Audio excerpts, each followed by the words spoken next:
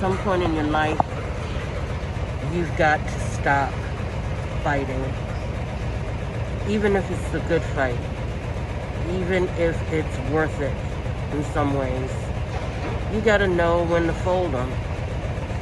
Because even though life is about... I read this book called The Alchemist. I keep talking about it to my friends. And it's about...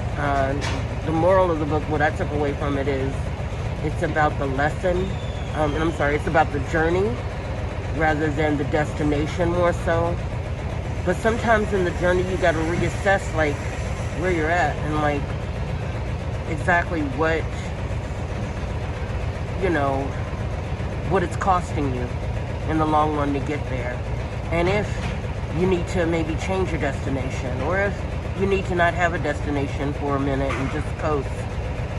And I kind of feel like that's kind of where I am in my life at this moment. I had a pretty important medical emergency or medical issue this weekend, and I spent like 2-3 days in a hospital trying to take care of an urgent situation. I have diabetes, and so with that comes neuropathy and some other things that I've been dealing with physically.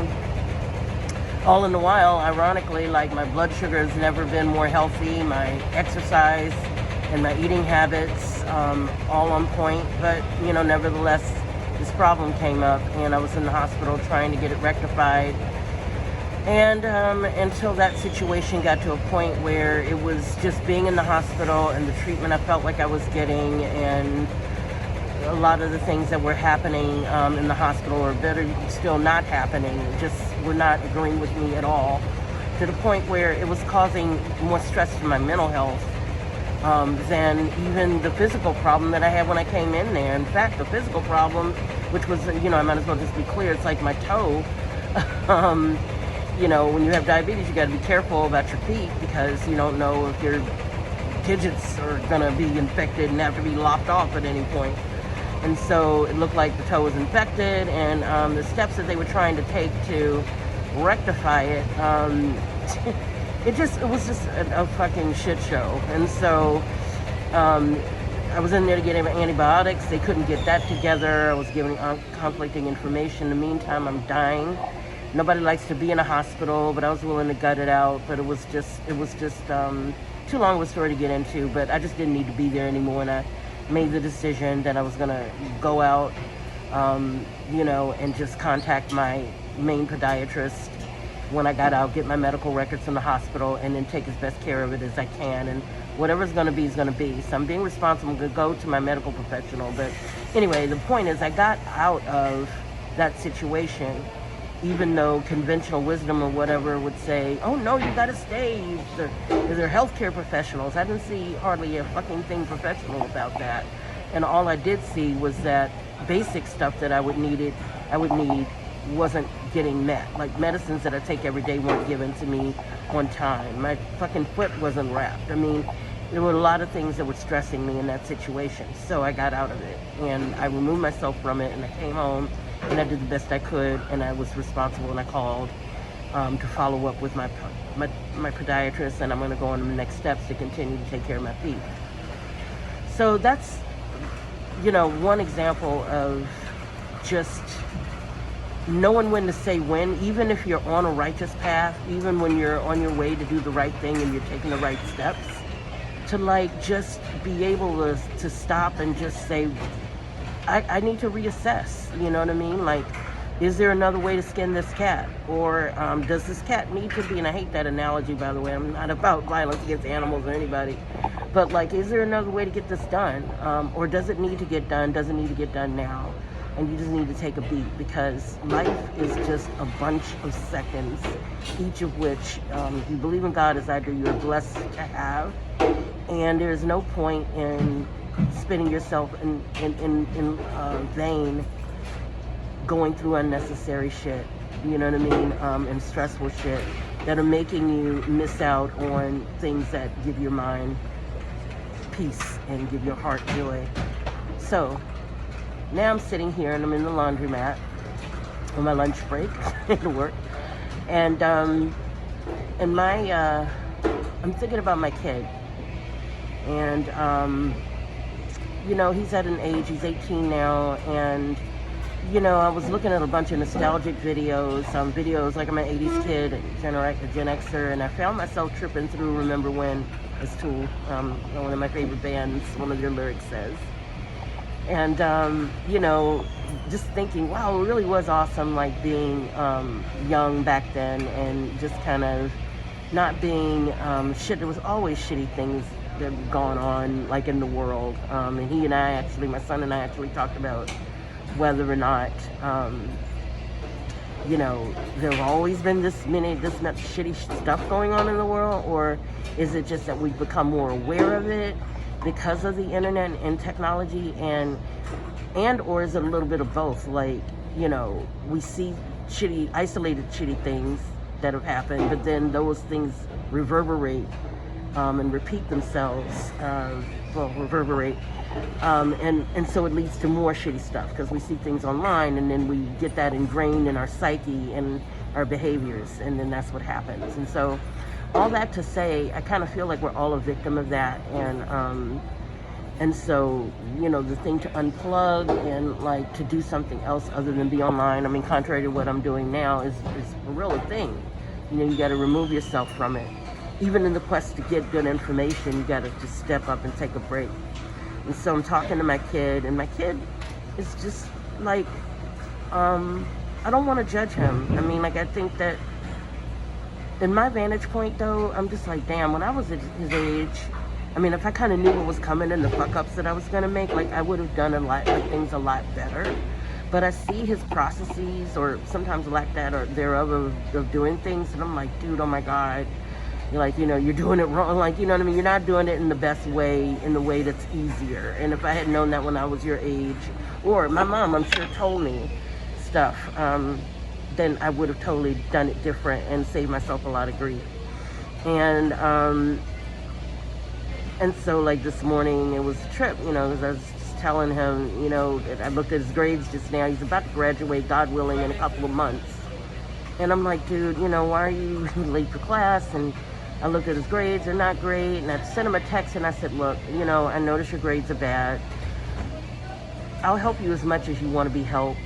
You got to help yourself.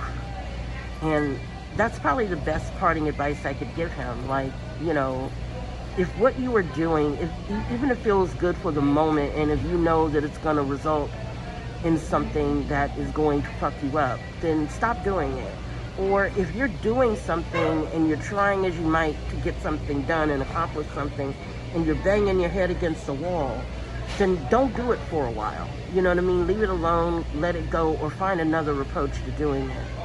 But as you work your way towards life and being independent and being self-sufficient and living your life as close as you can to your own terms, you got to make sure that the journey that you're taking, you got to be able to take some hits, but you got to also make it as easy as you can for yourself, if you can. And if you can't, then you got to just have the wherewithal to stick with it. And the way that I see him going right now, I mean, I know that the things have been said about me by my mom and the generations before mine. Oh Lord, I don't know what this girl is doing, and I don't know what these kids are doing. It's been said, this is timeless. We always think that we know more than the current generation or the youngest generation, and sometimes that's true. But now I'm just looking, and I just kind of, I want him to be happy, and I also don't want him to keep doing or not doing the same ridiculous shit and expecting the world to hand him something and expecting things to be different. He has the power to change things. I'm not going to say that when he puts all of his power, that happens. You can put all your fucking effort into something and it just does not pan out. But does that mean that that's the end of life for you or the end of dreaming for you? It doesn't. It means that you readjust your strategy and reassess other things and you fucking keep it dynamic. And that's the one prayer that I hope for my kid. Just like, and bringing it back to my foot now, like, okay, I discovered a different approach. Do I want my fucking toe to get lobbed off? Nah. You know what I mean? That's not a good look. So, and you know, there's not to mention health wise, but like, okay, so I'm modifying my smoking. Am I going to quit? Absolutely, probably not cold turkey. But can I go down to maybe a pack a week? That's doable. If I don't feel like, you know, if I feel like I can fight an urge, will I fight it? Absolutely. All of this is about my health. Will I eat healthier? Will I exercise? Yeah. Will it be a bitch sometimes? Will I not feel like it? Yeah. Will there be other things that I'll try to do to get around it and like maybe do it a little differently, make it a little easier on myself? Yeah. And will I always be successful? No. But will I keep trying? Yeah, because that is what life is about.